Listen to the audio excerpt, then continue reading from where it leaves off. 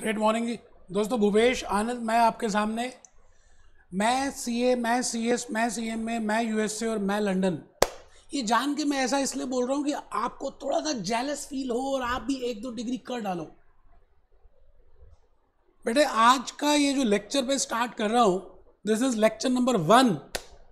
लेकिन ये CMA USA part 2 का लेक्चर 1 नहीं है बेटे, ये लेक्चर 1 है सेक्शन बी के यूनिट 1 का।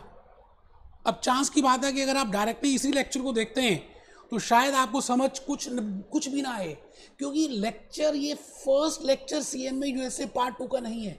मैंने पिछले लास्ट लेक्चर्स में बेटे 100 लेक्चर्स मैंने रिकॉर्ड कर दिए और काफ़ी सारे यूट्यूब में अपलोड किए, और उसमें सभी लेक्चर्स में ये बताता रहा कि आपको इस तरह से पढ़ना है। Firstly this unit, then this, then this, then this, ऐसे ऐसे ऐसे और ऐसे।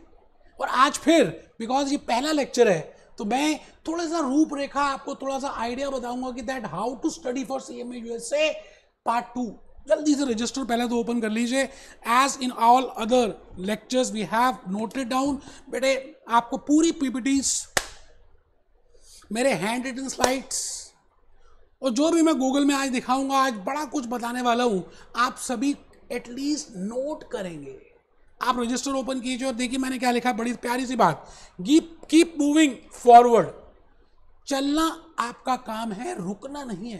प्रॉब्लम्स आएंगी, कॉन्स्ट्रेंट्स आएंगे, दिक्कतें आएंगी, चूचू होगी, लेकिन बेटे आप ये बताओ प्रॉब्लम्स के बिना अगर कोई चीज मिल जाए तो उसकी इंपॉर्टेंस कहाँ आती है। Most of you must be working, आप वर्किंग प्रोफेशनल हैं और फिर भी सीएमए यूएसए के लिए तैयारी कर रहे हैं।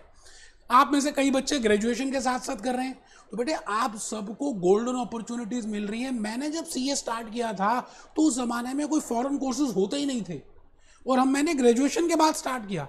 मेरे स्टार्ट करने के बाद फाउंडेशन आया, सीपीटी आया। इसका मतलब आप सबको गोल्डन चांस मिल रहा है। तो आपका बस एक धर्म बनता है, चलते रहना है, चलते रहना है। भगवान कृष्ण ने अर्जुन को यही बात बोली थी, उत्तिष्ठ, खड़ा हो जा, चल चल, चलंती चलंती चलंती। तो you have to move forward. जैसे नदी का पानी हमेशा चलता रहता है, चलता रहता है। और बेटे आप देखिए मछलियां भी पानी में आती हैं और नदी का पानी हम सब पीते भी हैं। तो आप सभी को भी चलते रहना लाइफ में, घबराना नहीं है, डरना नहीं है, हिम्मत नहीं हारनी। आइए इन्हीं बातों के साथ सीएमए यूएसए पार्ट 2 के लिए हम रेडी कर रहे हैं। सेक्शन बी में 6 यूनिट्स हैं। 6 यूनिट्स में से 5 करा चुका हूं, अभी बताऊंगा कौन सा यूनिट कब करना है।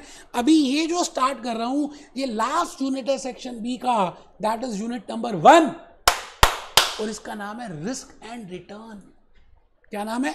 Risk and return. तो बेटे बड़ा ही प्यारा सा चैप्टर है। मैं लेकिन आपको क्या कराऊंगा, आप देखिए लेक्चर 1 हम कर रहे हैं because this is intro lecture. मैं आज आपको सबसे पहले तो ये बताऊंगा कि जब मैंने बिगिनिंग में स्टार्ट किया था, आज से 100 लेक्चर्स पहले जब मैंने डिलीवर किए, बेटे 150 प्लस लेक्चर्स मेरे हैं सीएमए यूएसए पार्ट 2 के लिए, और आगे बढ़ते आ रहे हैं बेटा, क्योंकि मैं रिविजनरी बना रहा हूँ। मैं हॉक के पूरे क्वेश्चंस करा रहा हूँ, उनकी वर्कबुक से बता रहा हूँ, स्टडी टेक्स्ट से करा रहा हूँ, ग्लैम से कर रहे हैं, वाइले से कर रहे हैं।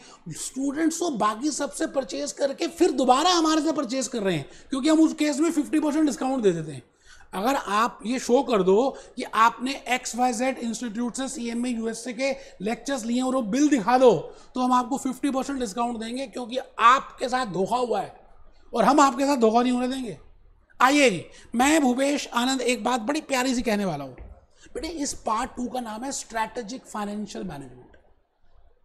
मैंने इंट्रो लेक्चर जब लिया था ना स्ट्रैटेजिक फाइनेंशियल मैनेजमेंट का, तो उस समय बताया था what is the meaning of strategy, रणनीति। What are the ways, what are the actions, what are the course of actions you will follow. जैसे एयरटेल और रिलायंस जियो को देखो तो आजकल लड़ाई चल रही है बेटे फाइबर में। वो कुछ स्ट्रैटेजी अडॉप्ट कर रहा है, वो कुछ स्ट्रैटेजी अडॉप्ट कर रहा है। सीएमए यूएसए कुछ स्ट्रैटेजी अडॉप्ट कर रहा है, सीपी यूएसए कुछ it means strategy means course of action. So as a management accountant, because you want to become a management accountant, so you have to follow strategies for managing your funds. Because every time situation is changing, environment is changing, COVID scenario is there. GDP changes, economic growth changes, policies are changing. इसका मतलब आप एक policy से, एक rule से, एक concept से financial management को मैनेज नहीं कर सकते। आपको कोर्स ऑफ एक्शंस लेने पड़ेंगे, that is strategy and financial management. मैंने बताया था effective and efficient utilization of funds. बेटे ये तो पूरा एक लेक्चर लिया था मैंने स्ट्रैटेजिक फाइनेंशियल मैनेजमेंट बताने के लिए।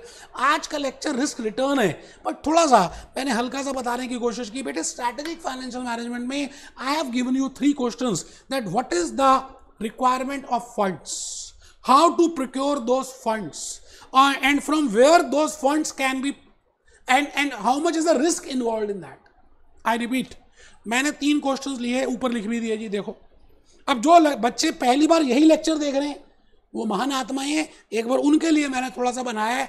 वैसे इस चार्ट को एक्सप्लेन करने के लिए मैंने एक पूरा लेक्चर लिया था 1 घंटे का। What is the requirement of funds, पहला क्वेश्चन है। From where the funds can be procured, second question है। And how much is the risk involve in that. आप कोई भी काम करते हैं तो बेटा रिस्क तो इन्वॉल्व है ना उसमें। तो आज ये जो हम कर रहे हैं ना लेक्चर 1, रिस्क की बातें करेंगे। बेटा जो आप सोचते हो वैसा हो या ना हो, उसकी possibility of variation, probability of variation. तो 3 क्वेश्चंस के बाद मैंने बच्चों को कहता था कि there are, for answering these 3 questions you have to take 3 decisions. आपको 3 चीजें करनी पड़ेंगी, 3 स्टेप्स लेने पड़ेंगे। तो बेटे पहला था इन्वेस्टमेंट डिसीजन, जो हमें बताती है that why we require funds. आप section A, B, C, D, E, F ऐसे भी कर सकते हैं, लेकिन बेटे जब तक लिंक नहीं करेंगे आपको कंसेप्ट कैसे समझ आएंगे। पढ़ना एक बात है, समझ के पढ़ना एक अलग बात है, जो लाइफ लॉन्ग याद रहता है। समझ के याद करोगे तो लाइफ लॉन्ग याद रहेगा, याद करके समझोगे तो बेटे पेपर के बाद फिर भूल जाओगे। तो मैंने सीएमए यूएसए पार्ट 2 का पूरा 6 के 6 सेक्शंस, उनकी लिंकेज बनाई, यूनिट्स की लिंकेज बनाई। मैंने कहा जी पहला क्वेश्चन है इन्वेस्टमेंट डिसीजंस का, तो आपको करना चाहिए from where funds can be procured, that is why you want funds. आपको पैसे क्यों चाहिए। मैंने कहा at that time I need funds as a company, as a corporate entity, as a government, as a partnership firm. I require funds for 2 reasons. जैसे एक छोले भटूरे बेचने वाले को Bikaner, Haldiram, Hindustan Lever, Nerolac paints, Apollo tyres, Coca Cola, Pepsi, all these companies require funds because of 2 reasons. One is short term, that is working capital, and second is long term, that is capital budgeting. तो मैंने सबसे पहले आपको unit 4 कराया था बेटे, क्योंकि उसमें था वर्किंग कैपिटल। तो सेक्शन बी, देखिए मैंने लिखा भी है सेक्शन बी मैंने पहले कराया था, और सेक्शन बी में मैंने यूनिट नंबर आपको 4 कराया था। बेटे मैं भूला नहीं, मैं दोबारा से आपको याद कराना चाहता हूं। फिर मैंने सेक्शन ई कराया था, because I need fund for working capital, investment decisions, capital budgeting decisions, and section is investment decisions. So I did section E, and then I told you that corporate restructuring, merger and amalgamations, spin off, split off, ये सब भी investment decisions हैं। और वो section B में दिया हुआ था बेटे, सेक्शन बी का यूनिट 5। मैंने कहा ना उन्होंने दिया बहुत बढ़िया बढ़िया है, लेकिन आगे पीछे ऊपर नीचे दे दिया। बेटे लिंक भूपेश आनंद कराएगा, चार्टर्ड अकाउंटेंट भूपेश आनंद, एसीसीए भूपेश आनंद, सीएफए भूपेश आनंद। भूपेश आनंद आपको बताएगा कि किस तरह से कौन सी चीज को लिंक करना है। मेरी बात आप समझ रहे हैं। तो इन इस सेक्शन बी के यूनिट 4 में, सेक्शन बी के यूनिट 5 में और सेक्शन ई में बेटे मैंने कम से कम 70 to 80 लेक्चर्स रिकॉर्ड किए, और काफी सारे बच्चों ने हमारे से मोबाइल ऐप गूगल ड्राइव लिया है। 70 to 80 लेक्चर्स, अभी यूनिट 1 बाकी है, रात अभी बाकी है, बात अभी बाकी है। इसके बाद फिर मैंने कहा था जब आपको ये पता चल जाए that this much funds you require, तो वो फंड्स आएंगे कहां से, from where you can procure those funds. उसके लिए डिसीजन नंबर 2, फाइनेंशियल डिसीजंस। और फाइनेंशियल डिसीजंस का मतलब है long term financial management, raising capital and international finance. तो बेटे यूनिट 2, यूनिट 3 और यूनिट 6 के मैंने 60 से 65 लेक्चर डिलीवर कर दिए। कई टीचर्स के तो पूरा कोर्स ही 60 लेक्चर्स का है, मैंने 3 यूनिट 60 लेक्चर्स में किए। बेटा ओपन चैलेंज है, आप मेरे नंबर ऑफ लेक्चर्स, मेरी क्वालिटी, मेरे कंसेप्ट, मेरी पीपीटीज, मेरी मूवीज आप कंपेयर करके तो देखो, आपको पता चल जाएगा। लैक्स ऑफ रुपीज आप पे कर रहे हो लेकिन उसकी वर्थ नहीं मिल रही।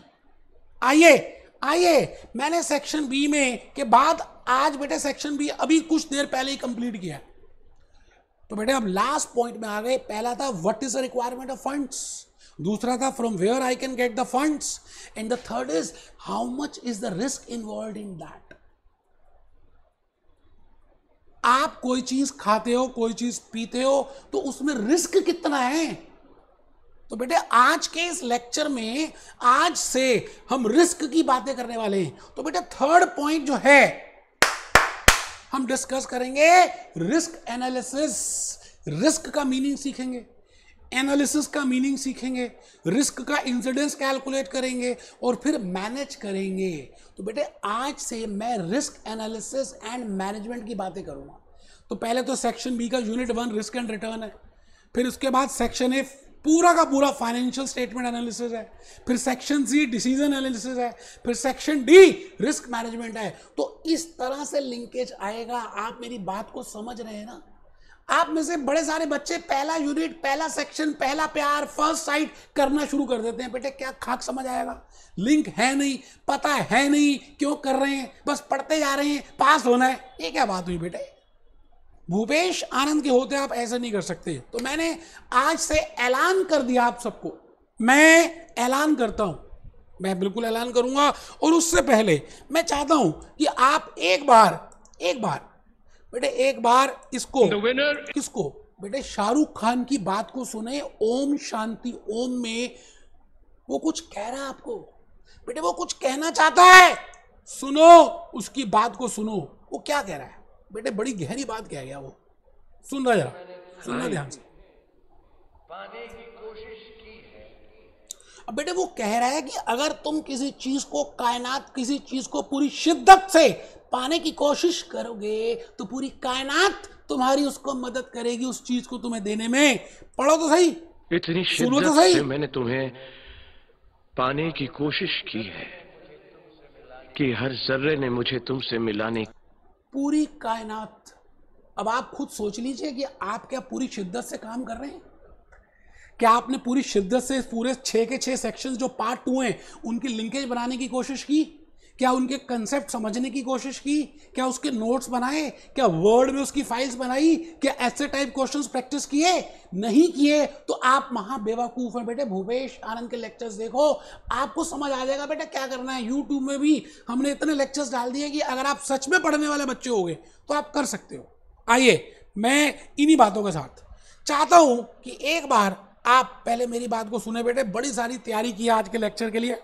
मैंने कहा जी from today onwards I will be doing the third decision, the third question, that is I have already covered investment decisions, I have already covered financial decisions. So you should firstly do investment decisions, and that too section B, unit 4 working capital, then section investment decisions, and then section B again unit 5 corporate structuring. And then you should move to financial decisions, unit 2, unit 3 and unit 6. And then you should move to today's lecture. तब आएगा समझ। आज का lecture बेटे बाकी सबका आधारित है। जैसे कहते हैं ना ये घटना सच्ची घटनाओं पे आधारित है, तो आज का लेक्चर पिछले लेक्चर्स पे आधारित है। तो फिर भी मैं कोशिश पूरी करूंगा कि अगर आप पहली बार इसी लेक्चर को देख रहे हैं कि आपको समझ आए। तो बेटे हम कर रहे हैं risk analysis and management. This is my answer 3, decision 3 of question 3।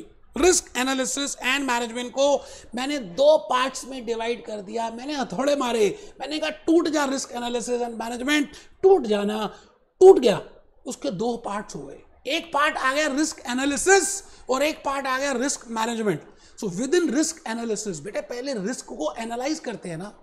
आप ये बताओ किसी डॉक्टर के पास रामलाल गया तो डॉक्टर क्या सीधा दवाई दे देगा, उसकी मैनेजमेंट करना शुरू कर देगा, या डॉक्टर पहले उस रामलाल की बीमारी को चेक करेगा, उससे पूछेगा रात को कितने बजे सोते हो, खाते क्या हो, बुखार कितना है, खांसी कितनी है, ब्लड प्रेशर कितना है, ये कितना है, वो कितना है, उसकी आंखें देखेगा, उसके कान देखेगा, उसका मुंह देखेगा।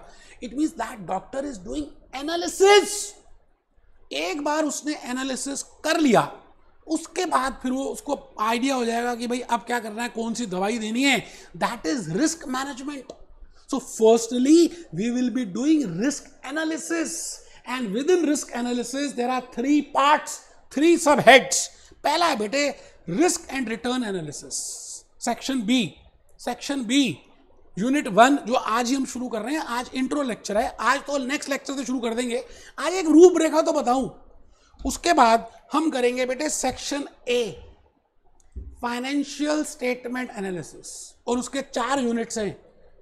इतने प्यारे हैं जो आपने 12th क्लास में भी किए हैं. हम रेशियोज कैलकुलेट करेंगे, प्रॉफिटेबिलिटी रेशियोज, लिक्विडिटी रेशियोज, हम फाइनेंशियल स्टेटमेंट्स देखेंगे. We will see as per US GAAPs what I mean by income statement, what I mean by financial position statement, what I mean by cash flow statement, what is EBIT, earning before interest and tax क्या होता है, earning before interest and tax and depreciation क्या होता है.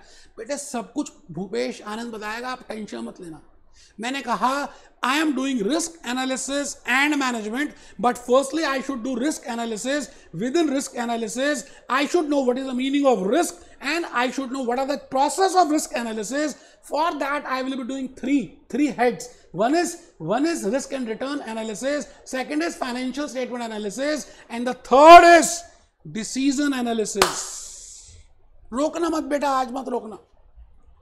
मैं रुकने वाला हूं ही नहीं, आज रुकूंगा नहीं बेटा. रिस्क मैनेजमेंट उसके बाद करेंगे, वो सेक्शन डी का एक छोटा सा पार्ट है रिस्क मैनेजमेंट. देखो जी, आप सबको मैं एक बात आज बताने जा रहा हूं कि आज के इस लेक्चर में मैं थोड़ी सी बातें ऐसी बताऊंगा सो दैट आप रिस्क एनालिसिस और रिस्क मैनेजमेंट के बारे में समझ लो. तो नेक्स्ट लेक्चर नंबर 2 से हम रिस्क एंड रिटर्न यूनिट 1 में डायरेक्टली आ जाएंगे. आज हल्का सा लोहा गर्म कर रहा हूं, रात अभी बाकी है, बात अभी बाकी है. रिस्क का मतलब क्या होता है मैं आपसे पूछता हूं. आप सब रजिस्टर ओपन कर ले भाई साहब, और आप आज 3-4 मुद्दे छोटे छोटे डिस्कस करने, चर्चा करेंगे बेटा, डिस्कस करेंगे. आप बताइए, हॉक, ग्लैम, वाइले, सीएमए यूएसए, आपको क्या पता है रिस्क के बारे में? What I mean by risk. इस समय आप मेरा वीडियो देख रहे हैं, घर में बैठे हैं, कुछ बच्चे लेट के देख रहे हैं, कुछ बच्चे बैठ के देख रहे हैं, कुछ बेवकूफ हैं जो लेट के देख रहे हैं. आपको मालूम है जब आप बहुत छोटे से थे और स्कूल में जाते थे और आपके बोर्ड एग्जामिनेशंस होते थे, सपोजिंगली क्लास 12th के बोर्ड एग्जामिनेशंस है बेटे, पेपर के कुछ दिन पहले आप घर में प्रिपरेटरी लीव्स में पढ़ाई करते थे. पढ़ते पढ़ते अचानक आपके मन में आता था पता नहीं पेपर कैसा आएगा, पता नहीं पेपर डिफिकल्ट होगा या आसान, पता नहीं मैं कर भी पाऊंगा या नहीं, पता नहीं चेकिंग कैसे होगी, पता नहीं मेरा एडमिशन श्रीराम कॉलेज में होगा भी या नहीं, पता नहीं पता नहीं पता नहीं पता नहीं पता नहीं. It means the possibility of not happening which you expect, और द पॉसिबिलिटी ऑफ वेरिएशन. क्योंकि आपको पता है कि कुछ भी हो सकता है बेटे. कोविड-19 का वायरस ने दुनिया को हिला दिया, बड़ी बड़ी कंपनीज धाराशाही हो गई, बड़ी बड़ी कंट्रीज धाराशाही हो गई, GDP down, economic growth down, unemployment, लड़ाई झगड़ा, डेथ्स. What is this? क्या सोचा था किसी ने ऐसा होगा? इसका मतलब आप जो सोचते हैं, जो आप सोच रहे हैं वैसा ना हो, उसको बोलते हैं risk. It means the possibility of variation in your expectations. As a student what you are expecting. अब उतने नंबर ना आए बेटे. जब आप पूरा पेपर दे के आते थे, लास्ट पेपर वाले दिन सारे क्वेश्चन पेपर्स निकालते थे, मैं अपनी बात कर रहा हूं, मैं सबके नंबर लगाता था. अच्छा, सबके नंबर लगा दिए तो मेरे मान लेते हैं 70% आ गए, एज्यूम करते हैं, तो मैं खुश हो जाता था.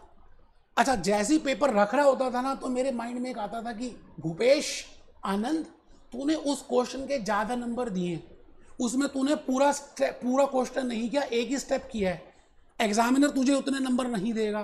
तो नेक्स्ट टाइम मैं दोबारा नंबर लगाता था.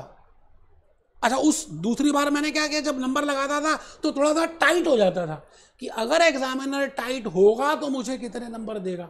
सपोजिंगली नेक्स्ट टाइम 65% मार्क्स आ गए, मैं तब भी खुश, क्योंकि जो पास होने वाला है मान लेते हैं वो 40% है, एंड आई एम गेटिंग 65%. तो 2 महीने आराम से ठंडी नींद छांव में सोएंगे, क्योंकि आप मन ही मन क्या सोच रहे हो कि अगर वेरिएशन हो भी गया तो 5% का तो वेरिएशन होगा, 70 to 65 हो जाएंगे और क्या, तब भी मैं पास हूं।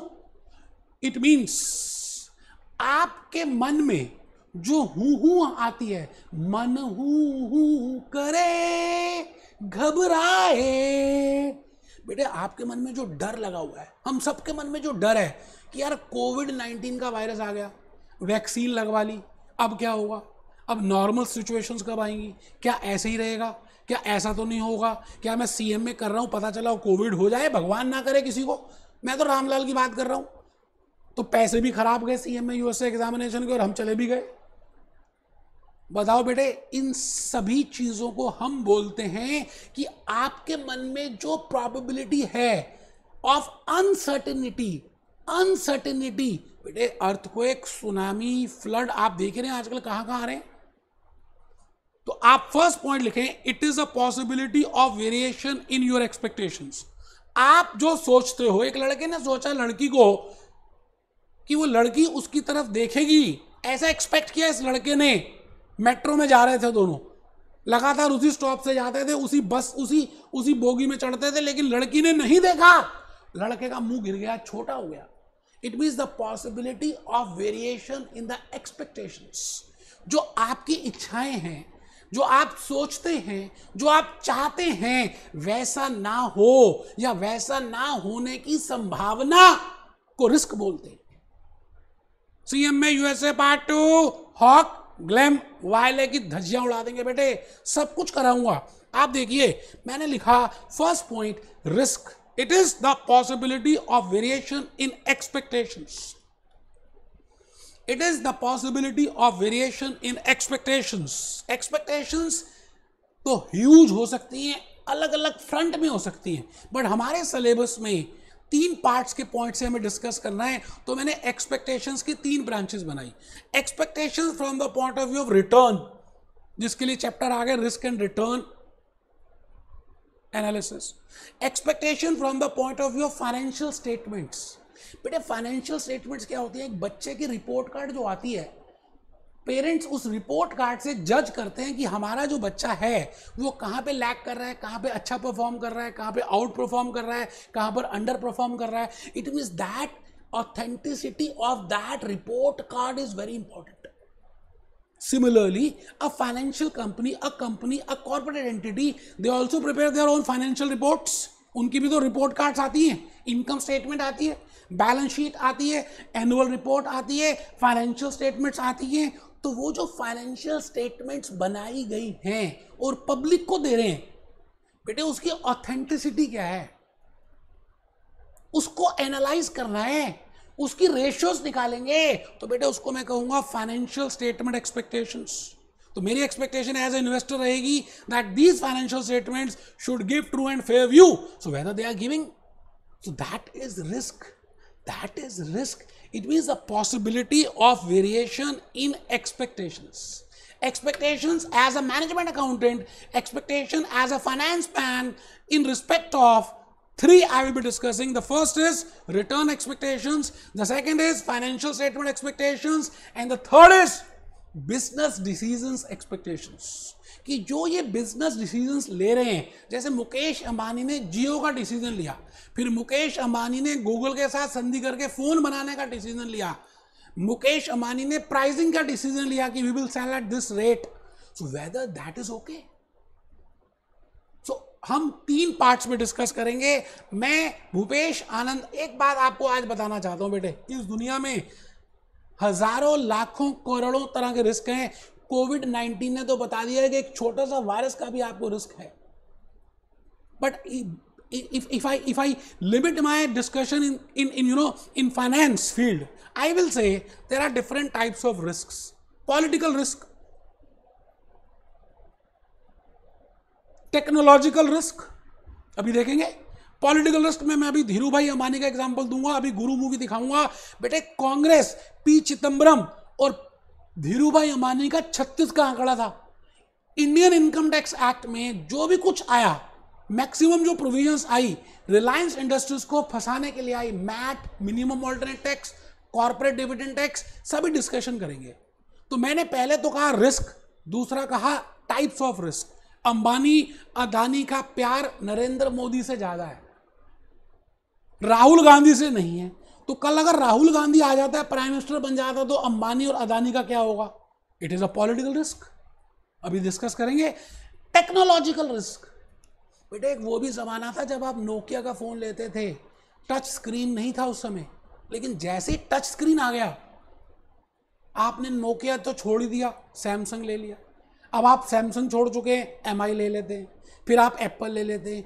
बेटे आप ये बताओ, आप नई नई टेक्नोलॉजी में जाते हो। एक वो भी जमाना था जब लोग टीवी देखते थे, मैं अपने घर की बात कर रहा हूं, हम बहुत छोटे छोटे थे उस समय, Onida TV, western TV, Taxila TV हुआ करते थे। बेटे बड़े बड़े बॉक्स आते थे।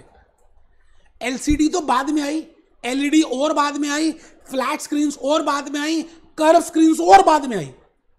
It means the point is, what I want to say you is that if you are doing any business, you have to face a political risk, you have to face technological risk. Kodak cameras, Nokia, Motorola, खत्म हो गई हैं कंपनियां। बेटे दुनिया बदल रही है, नए नए कोर्सेज आ रहे हैं। जैसे सीएमए यूएसए एक नया कोर्स आ गया, पहले सीमा लंदन करते थे, अब सीमा लंदन कोई नहीं करता, अब सीएमए यूएसए करते। Everything is changing, technology is changing, new concepts are coming. So that type of risk which is related to technology is named as technological risk. Business risk तीसरा लिखा, लिखते जाओ साथ साथ। बेटे बिजनेस रिस्क क्या होता है? किंगफिशर एयरलाइन ने, किंगफिशर एयरलाइन विजय माल्या ने वो धंधा शुरू किया, beautiful gorgeous looking air hostesses रखी। शुरू में तो अच्छा काम चला, लेकिन उसके बाद धंधा ही चौपट हो गया। मोटोरोला धंधा चौपट हो गया, सत्यम कंप्यूटर धंधा चौपट हो गया, सहारा इंडिया धंधा ही चौपट हो गया। बेटे ऐसी हजारों कंपनीज हैं, those who businesses nowhere because they have to incur few huge fix cost. वो डिस्कस करेंगे हम। तो मैं आपसे कह रहा हूं what is the meaning of risk. मैं आपको ये बताना चाहता हूं कि रिस्क एनालिसिस और मैनेजमेंट हमें थर्ड पार्ट में क्यों करना चाहिए। पहले हमें करना चाहिए इन्वेस्टमेंट डिसीजंस, फिर करना चाहिए फाइनेंशियल डिसीजंस। तब आपको समझ आएगा कि जब ये डिसीजंस ले ली तो रिस्क कितना, रिस्क एनालिसिस करना चाहिए, then risk management. And risk analysis में आपको पता होना चाहिए what I mean by risk, what I mean by risk and how many types of risk. Huge list है जी। आप बताओ, एक इन्वेस्टर है, वो बेचारा हार्ड अर्न मनी इन्वेस्ट कर रहा है, उसके मन में क्या रहेगा हमेशा? पता नहीं ये पैसे मिलेंगे भी या नहीं, पता नहीं इसका रिटर्न आएगा या नहीं, कहीं ये कंपनी तो नहीं भाग जाएगी विजय माल्या जैसे, नीरव मोदी जैसे। It means the type of risk which a investor is bearing is investment risk, liquidity risk, portfolio risk. Will be doing in risk and return that what I mean by portfolio, what I mean by risk. Karl Pearson की बातें करेंगे, standard deviation की बातें करेंगे, variance की बातें करेंगे, correlation की बातें करूंगा भूपेश आनंद, बीटा की बातें करेगा, सीएपीएम बताएगा, और बेटा उसके बाद सिक्योरिटी मार्केट लाइन का लॉजिक बताएगा, अंडर प्राइसिंग बताएगा। तो that is portfolio risk. Interest rate risk, forex exchange risk तो अभी किया हमने, transaction risk, translation risk, economical risk we have just discussed in international finance unit 6, उसके बाद ही तो ये ले रहा हूं। सिस्टमैटिक रिस्क, अनसिस्टमैटिक रिस्क, मैंने कहा जी मैंने इन्फिनिटी दिखा दिया है, इतने तरह के रिस्क है। तो आप सबको एज अ मैनेजमेंट अकाउंटेंट और as a investor, when you want to invest or when you want to read those financial statements or when you want to find out the authenticity of those decisions, you should know that whether that risk is okay or how much is the incidence of risk। उसके लिए एक process follow करना पड़ेगा, और वो मैंने लिख दिया है रिस्क एनालिसिस। तो बेटे पहले दो बातों में मैंने बताया what is risk, what are the types of risk. अब मैं बात कर रहा हूं रिस्क एनालिसिस। आप मुझे एक चीज बताइए, आपके घर में आपके पेरेंट्स के और मतलब आपके भाई बहन भी होंगे, कजन ब्रदर्स होंगे जिनकी मैरिजेस हो चुकी हैं, और आपने देखा कि मैरिज का प्रोसेस कितना बड़ा सा प्रोसेस होता है। बेटे कहानी शुरू होती है लड़के और लड़की से, उनकी जन्म तिथि से, उनके जन्म के स्थान से, उनके जन्म के समय से। If you know the date of birth, place of birth and time of birth, then you can relate that whether they can be compatible with each other। क्या उनके गुण मिल रहे हैं? 36 गुण में से कम 20 गुण मिलने चाहिए, तभी वो as a husband and wife खुश रह सकते हैं। कहानी वहां से शुरू होती है। उसके बाद मान लेते हैं गुण मिल जाते हैं, तो रिस्क क्या है, उसके बाद लड़के और लड़की को दिखाते हैं, फिर लड़की के जो मम्मी पापा हैं वो लड़के को देखते हैं, लड़के के मम्मी पापा को देखते हैं, लड़के के मम्मी पापा के मम्मी पापा को देखते हैं, उनका घर देखते हैं, उसकी एजुकेशनल बैकग्राउंड देखते हैं। बेटे इतना सब कुछ देखते हैं। कौन देख रहा है? लड़की के मम्मी पापा, क्योंकि उनको अपनी लड़की देनी है। बेटे कल रिस्क है ना कि क्या पता ये दिखा कुछ रहे और हो कुछ, तो उसको एनालाइज करते हैं लड़की के mummy papa. That process with the help of which they analyse. किसी से पूछते हैं, पड़ोसियों से पूछते हैं, यहां से पूछते हैं, किसी नोन से पूछते हैं। That is risk analysis process. So whenever you want to find out how much is the incidence of risk, you have to follow or you have to do a process, and that process is named as risk analysis process. मेरी बात आप समझ रहे हैं? तो risk analysis में लिखिए a process with the help of which we can find out the incidence और द क्वांटम ऑफ रिस्क, कि भाई रिस्क होने की कितनी संभावना है। रिस्क तो होगा, ये बात तो समझ आ गई, बट वेरिएशन होने के कितने चांस हैं, स्टैंडर्ड डेविएशन कितनी है, टूल्स कौन से हैं, वो देखेंगे, उनका टूल्स की बात करेंगे। तो लिखिए a process with the help of which we can find out the incidence और the quantum of risk. Marriage का एग्जांपल मैंने आपको दिया। अच्छा आप ये बताइए, सीएमए यूएसए, बिल्कुल सच सच बताना, जब आपने ज्वाइन करना था तो क्या आपने ऐसे ही रात को सपना आया अगले दिन ज्वाइन कर लिया, या you did homework, you did analysis? आपने एनालिसिस किया था, गूगल से पूछा था, लाखों लोगों से पूछा, यूट्यूब में देखा, दोस्तों से पूछा, उसके बाद कहीं जाकर ज्वाइन किया। तो इसका मतलब आपने क्या किया? रिस्क, सीएमए यूएसए का रिस्क एनालिसिस किया। आई थिंक अब आपको बात समझ आ रही है। तो बेटे रिस्क एनालिसिस करने के लिए हम फोर्थ पॉइंट में आएंगे, टूल्स ऑफ रिस्क एनालिसिस। क्या टूल्स हैं एक फाइनेंस मैनेजर के पास, एक स्ट्रैटेजिक फाइनेंशियल मैनेजर के पास, एक मैनेजमेंट अकाउंटेंट के पास, एक सीएमए यूएसए के पास, with the help of which we can analyse that how much is the risk involve in that. तो बेटे बड़ा इंपॉर्टेंट स्लाइड है ये, आप अगर बनाएंगे ना तो मैं यकीन मानिए बहुत अच्छा लगेगा। अच्छा मैं आपको बताऊं एक बात, मैंने एक बात आपको बतानी है कि पॉलिटिकल रिस्क की बात मैंने की थी। तो पॉलिटिकल रिस्क में आपको मैंने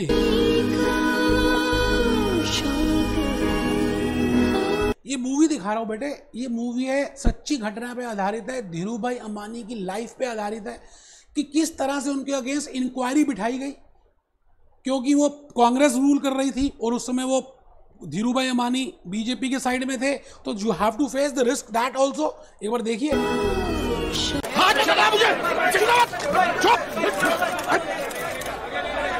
टैक्सी चलाता हूं मैं, वोटाला से चर्च गेट। इंक्वायरी आ गई, ये धीरू भाई अंबानी के अगेंस्ट इंक्वायरी आ गई बेटा। हो जाइए।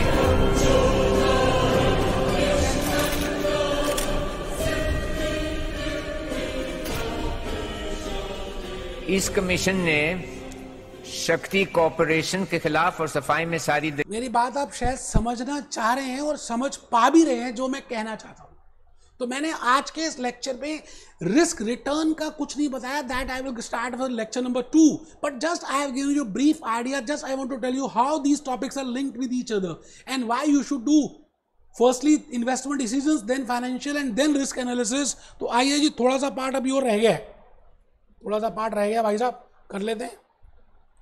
Tools of risk analysis. जान है बेटे, रिस्क एनालिसिस के क्या टूल्स हैं? जैसे कारपेंटर के पास टूल्स हैं, प्लम्बर के पास टूल्स हैं, similarly finance manager, management accountant also has some tools. तो वो टूल्स को डिस्कस कर रहे हैं। सेक्शन बी यूनिट 1 में जो अब हम नेक्स्ट लेक्चर से करेंगे, उसमें टूल है। With the help of these tools, we can calculate the incidence of risk. We will calculate return, we will calculate standard deviation, we will calculate coefficient of correlation, we will calculate beta, we will calculate security market line, we will calculate efficient portfolio. तो ये सारी बातें हम calculate करेंगे। मेरी बात समझ रहे हैं?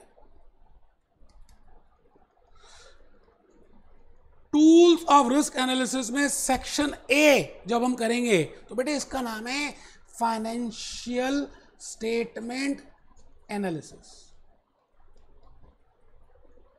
इसका नाम है रिस्क एंड रिटर्न, और इसका नाम है जो सेक्शन सी है डिसीजन एनालिसिस। तो पहले आप फाइनेंशियल स्टेटमेंट एनालिसिस में देखिए क्या लिख रहे हैं, to find out the authenticity to analyze those financial statements we will use these tools, liquidity ratios, equity ratios, profitability ratios, turnover ratios, सब निकालेंगे।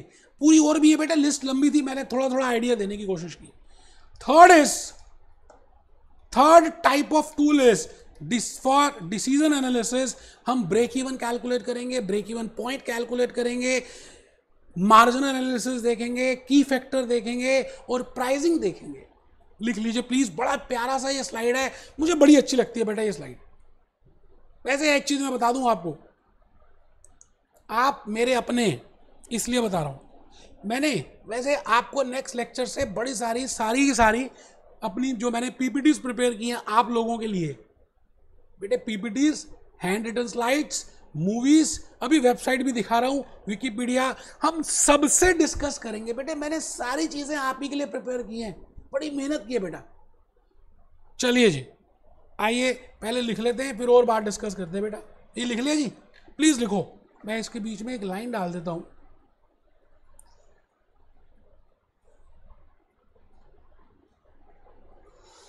Return, standard deviation, correlation, beta, security market line, efficient portfolio, liquidity ratios, market ratios, activity ratios, profitability ratios, break even point analysis, margin analysis, pricing. ठीक है जी। तो बेटा मैंने आपको अभी तक जो भी कराया उसको मैंने एक ग्राफ में मेंशन कर दिया कि शायद आपको जल्दी समझ आ जाए। फर्स्ट पॉइंट मैंने ऊपर लिखा risk analysis. I have written what I mean by risk. I have just told you, then I have told you what is the meaning of risk analysis. फिर हमने 3 क्वेश्चंस की बातें की और उसके बाद तीन डिसीजंस जो अभी बताई। First is risk and return analysis, second is financial statement analysis and third is decision analysis. Section B, section A, section C. चलिए जी, मैं अब शुरू कर रहा हूं। एक बात कहना चाहता हूं, बस आपको एक बात कहना चाहता हूं, आप इस डायग्राम को जरूर बनाओ, क्योंकि लास्ट है, मैंने बस इसके बाद 1-2 बातें बतानी है, क्लास ही कंक्लूड कर दूंगा आपको, क्योंकि मैंने बता दिया कि कौन सा चैप्टर कब करना है। तो बेटे एक बार बना लो, ऊपर हेडिंग लिखो रिस्क एनालिसिस एंड मैनेजमेंट। पहला लिख रहे हैं बॉक्स मीनिंग ऑफ रिस्क, फिर लिख रहे हैं मीनिंग ऑफ रिस्क एनालिसिस।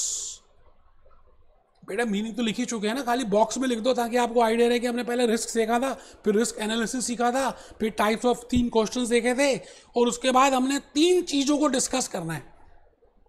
3 तरह के एनालिसिस कर रहे हैं for CMA USA part 2 as per Hock, as per Gleim, as per Wiley. The first is risk and return analysis, which I will be going to start from lecture number 2. Second is financial statement analysis, and the third is decision analysis. अगर आप ये करेंगे तो आपके life का objective पूरा हो जाएगा बेटे। This is objective of risk analysis. आप बता सकते हैं क्या होगा? आप अगर किसी एंटिटी का, किसी इन्वेस्टर का एज ए मैनेजमेंट अकाउंटेंट आप रिस्क एनालाइज कर देते हैं, रिस्क का इंसिडेंस निकाल देते हैं टूल्स की हेल्प से, तो फिर अल्टीमेटली क्या होगा बेटे? आपको ये पता चल जाएगा that if you invest in this entity और this financial statement has this much incidence of risk, तो अकॉर्डिंगली आप इन्वेस्ट कर सकते हैं। अच्छा, जब आप निकाल लेंगे, इन्वेस्ट करेंगे, तो आपको रिटर्न हाई होंगे। अच्छा, जब रिटर्न हाई होंगे तो अल्टीमेटली आप खुश होंगे या दुखी होंगे? सोच के बताइएगा बेटे, खुशी होंगे, दुखी किस बात की होंगे? अच्छा, when you will be happy, तो बेटे आप उस बात को शेयर करेंगे सबके साथ, सबको शेयर करेंगे, और जब आप शेयर करेंगे तो अल्टीमेटली डिमांड क्रिएट होगी, क्योंकि आप कह रहे हैं ये अच्छा है, ये अच्छा है, ये अच्छा है, ये अच्छा है। डिमांड जब क्रिएट होगी तो मार्केट प्राइस ऊपर जाएगा उस कंपनी का, और मार्केट प्राइस जब ऊपर जाएगा तो value of firm, wealth of firm increases. मेरी बात आप समझ रहे हैं? So how I have given you an idea that what I mean by risk analysis and management तो अभी बताना है, एक आइडिया तो आपको लग गया, ठीक है जी। मैं आ गया एक छोटी सी साइट में जो मैंने दिखानी है। बेटे मैं भूपेश आनंद आपको इस समय ये कहना चाहता हूँ कि मैंने रिलायंस की ये एक मीडिया रिलीज निकाली, गूगल में अवेलेबल थी, जो अभी हम कर रहे हैं कि फाइनेंशियल स्टेटमेंट्स हमें कैसे पता चलेगा, because we want to do financial statement analysis. Now they have given one release that this much is EBITDA, this much is EBITDA margin. Reliance Jio का अभी का 21 का 22 का ही उन्होंने अपने फाइनेंशियल्स भी दिए हैं, है ना, फ्रीली अवेलेबल है, आप डायरेक्टली कर भी सकते हैं, ऐसा कुछ टेंशन वाली बात है नहीं। तो मैं आपसे ये कहना चाहता हूं कि how we will analyze, we can analyze with the help of tools of financial statement analysis, we can calculate equity ratios, we can calculate other ratios, और उसकी मदद से हम रिस्क और रिटर्न को कैलकुलेट कर सकते हैं। मेरी बात आप समझ रहे हैं? तो बेटे आज मैंने पूरी प्रैक्टिकली रिलेट करने की कोशिश की, गुरु मूवी से रिलेट किया, फिर आपको मैंने कहा कि अगर शाहरुख खान जो कह रहा है अगर आप उसकी बात माने तो आप CMA USA फर्स्ट अटेम्प्ट में क्लियर कर सकते हैं। ठीक है जी।